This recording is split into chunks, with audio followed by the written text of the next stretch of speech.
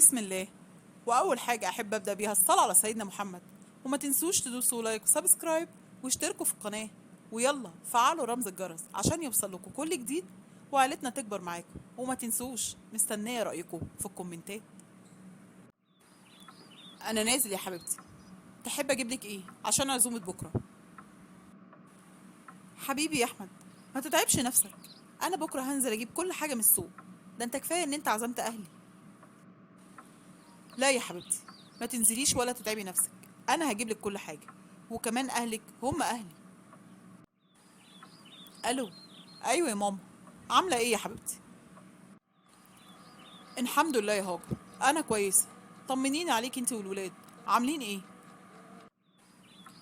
الحمد لله يا ماما، كلنا كويسين يا حبيبتي.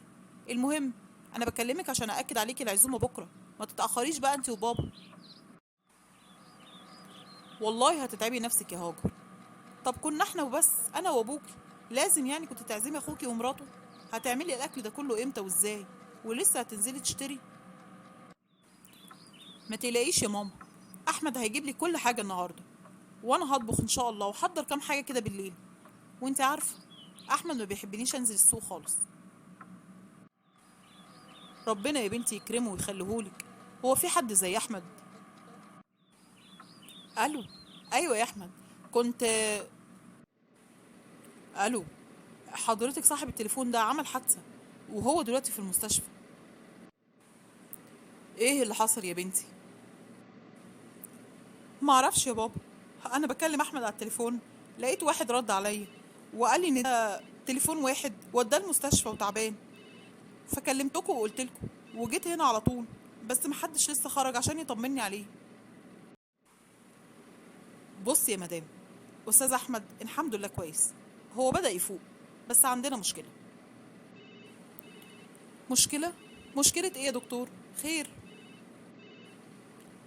بص يا مدام، وبكل صراحة، استاذ احمد مش هيقدر يمشي على رجليه دلوقتي. لازم يحتاج علاج طبيعي لمدة فترة، وبعديها هنشوف. يعني ايه يا دكتور الكلام اللي انت بتقوله ده؟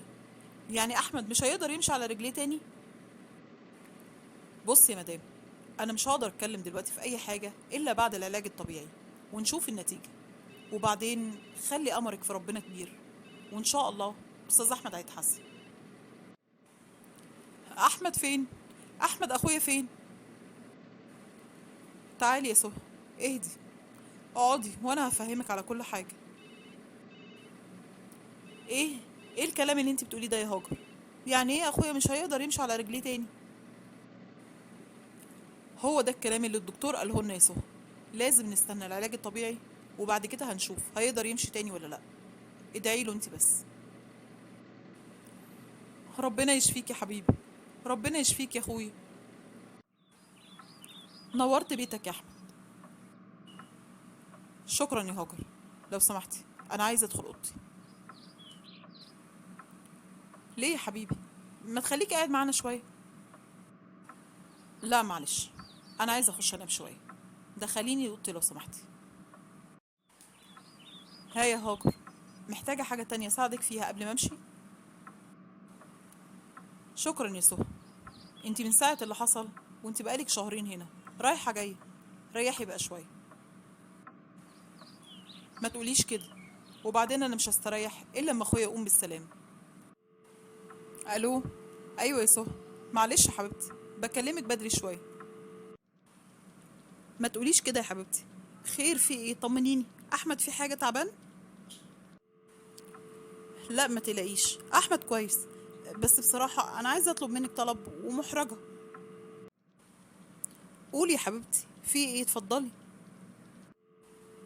بصراحه يا سهى، انا تعبت. اخوكي بقاله 5 شهور على الوضع ده.